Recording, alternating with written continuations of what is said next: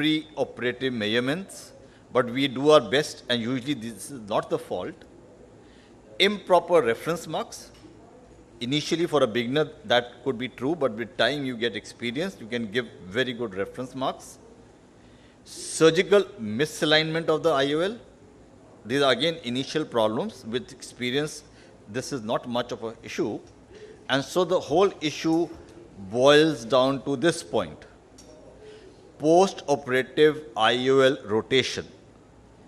Like Dr. Rajesh Sinha said, use a hydrophobic IOL and not hydrophilic, because the phobic has a sticky nature and the chances of it rotating within the bag is less. And then there's a shrink wrap effect. So after a while, 2 weeks or 3 weeks, it gets caught in the bag and then it does not rotate, but something would happen in the 2 weeks. So when do you suspect that there has been an IOL rotation? So suddenly if there is an unexpected residual astigmatism, or suddenly a person has -1 at a certain axis, and you start wondering where is this -1 coming from, then you should think that possibly this could be one of the reasons. With refraction, your best corrected visual acuity is normal. That means with that cylinder or sphere or cylindrical, the patient is reading what he was expected to read, probably 6 by 6. And usually these astigmatisms are mixed astigmatisms. That means you have a plus-minus combination, -1 and +2. And usually the ratio is in 1:2. That means if it is -1, it will be +2 cylinder. Or if it is +1, it will be -2 cylinder. When you see this kind of a situation, the first thing that should hit your mind, probably this lens has rotated. Okay, on a slit lamp, Dr. Harshal has already discussed. So I'll just talk about how to rectify this position. The first thought naturally which comes to a mind of every surgeon is, okay, let's put it back. You see how much it has moved, and then let's dial it back. Simple. But it is not all that simple, and that is what this presentation is all about. You would want to know whether putting it back to the same axis would give you the desired results. Are you going to put it to the axis and see what was the desired result, or is there a way to know beforehand that if I bring it back to the axis I had calculated, I would get the desired results, or probably if I change to a better axis, my results would be better? Because in the initial surgery, you give incisions, and incisions change the position of the axis. They could. Now you're not giving incisions. Now you're just going through the side ports and you're going to dial it. So there's no SIA factor involved now. So whatever changes in the corneal curvature that had to happen have happened, and now you can calculate better with some aids, and these are the aids that are recommended. So we have some online calculators and some equipment-based calculators. The equipment-based calculators is the iTrace by Hoya. Well, it's a good system. Dr. Rajesh has already talked about it. It is a very flexible way to use things. However, since very few have it, I would stress more on the online calculators which are freely available. And these are the two commonly used online calculators. One is astigmatismfix.com and one is assort.com. Out of this, 90% of the people in the world use astigmatismfix.com. So that is the most commonly used software. So I'll just discuss a little in detail about it. I won't go too deep into it. Even though it is there as astigmatismfix.com, but the inventors were Bidhal and Harton, who put this software together. It is also available on the ASCRS website. Of course, you can go for it directly. It can determine if rotating the toric IOL will decrease the residual astigmatism. That is the primary thing. it helps to determine the amount of IOL rotation and the expected residual refraction. So if you are going to rotate through 5 degrees, this is what will happen. If you rotate it to 10 degrees, this is your refraction. 15 degrees, this is your refraction. 1 degree more, this is your refraction. 1 degree less, this is the refraction you are supposed to get. And the data you have to feed in is very simple. You just need 2 parameters. One is the current refraction, manifest refraction, that in any case you have calculated because you know now that there is certain power in the eye. So that refraction you know, it could be +1, -2 at 90 degree, whatever. And the IOL axis, that is mandatory because you know that the IOL has dialed and you know that the IOL is lying at this axis now. It was originally meant to be at this axis. So you know the IOL axis by the slit lamp technique or other techniques which Harshul has already talked about, and you know the manifest power. So these are the 2 basic things, and these are the only 2 things that are required. Rest everything is already with you. And you have to press a button which says calculate. So this is the screen. So I'll just come there and explain this screen to you. This is the power the patient has now. -1 + 2 at 80 degrees. You were wanting a 0 power, but this is the power the patient has.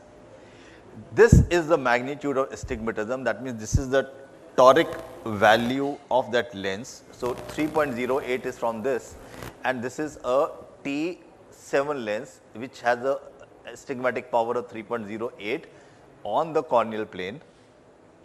So this is already there with you, it's not a new value. This is the axis in which the lens is lying now, the current toric IOL axis. So this value is new, this value is new. This is your old axis which it was supposed to be. So the lens seems to have dialed through 120 to 136, 16 degrees, right? So let's remember this value. This lens has dialed through 16 degrees as per your calculation. Now naturally the first impulse is, let's bring it back to 16 degrees and everything should be normal. Now let us see what this software has to say. And this 22 is the spherical power of the toric IOL, right? So this is the first screen, not very complicated. So I move on to the next screen. This is the next screen after you put in the data. So this is the name of the patient. This is the toric lens which has a cylinder of 3.08 and it is lying at this axis. This is the entered data. It's lying at 136. You remember that? Originally it was supposed to be at 120. Now it is lying at 136. Just please remember this value. And this is the refraction the patient is showing now that the lens is lying at, can I take 5 minutes? Yeah? Okay.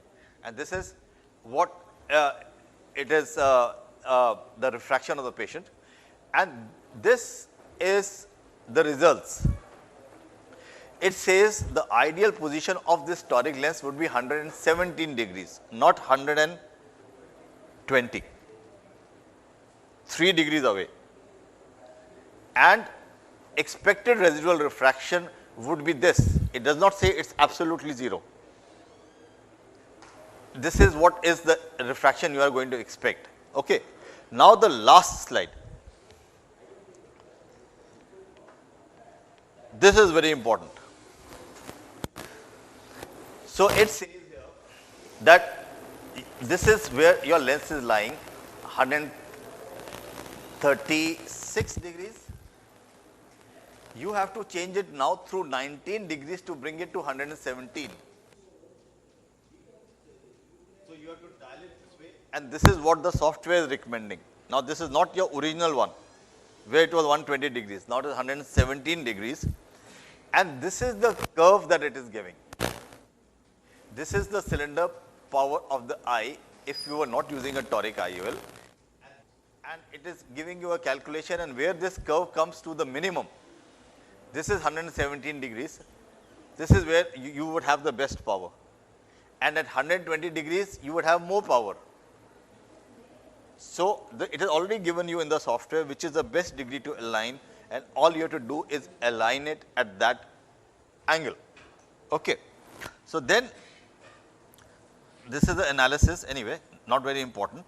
What is important is this, that if you look at this area, You have rotated the lens to the point which is supposed to be an ideal point.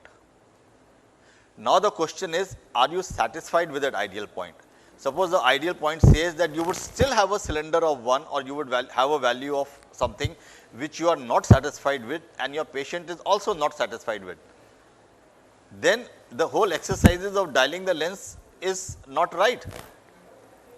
Then you may have to think of another alternative. Should I exchange this lens? My calculations were wrong. Or should I think of a LASIK and correct it, because I can't correct it by dialing. But all your options become very clear with the help of this software.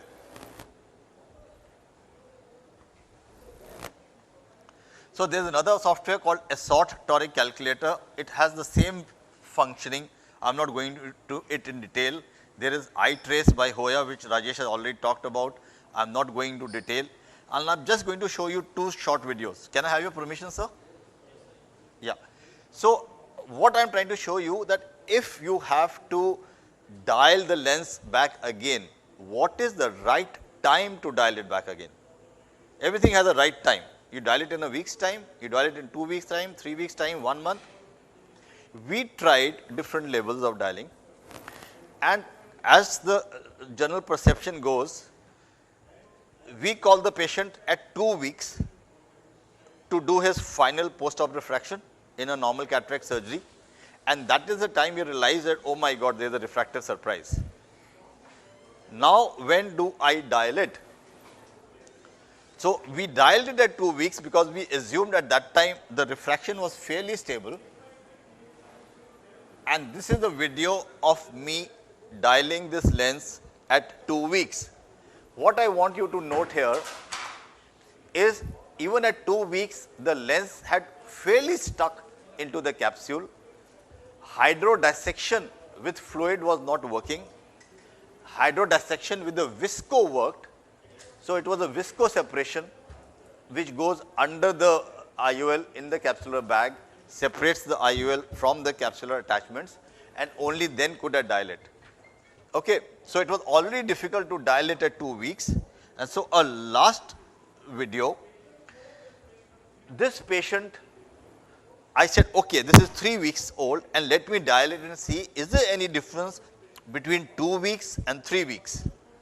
So at 3 weeks, what I would want you to notice, that even with a whisk, it's not easy to dial the lens. There's fibrous band formations, the lens gets too stuck, and you have to almost pull it out as if you're pulling it, the loops out of a tunnel, even at 3 weeks. So do not delay in dialing the lens beyond 3 weeks. You can just see this video and understand the difference between 2 weeks and 3 weeks. So I did a visco separation, and I'm trying to dial it and see the resistance of this lens dialing fibrous bands all over between the anterior capsule and the posterior capsule. I almost have to pull out the loops. There is a risk of zonules getting damaged. See this fibrous band here? So this was happening at 3 weeks. So you have to make a choice. Please don't delay it beyond 3 weeks. Maximum, if you can't help it, 1 month. Thank you.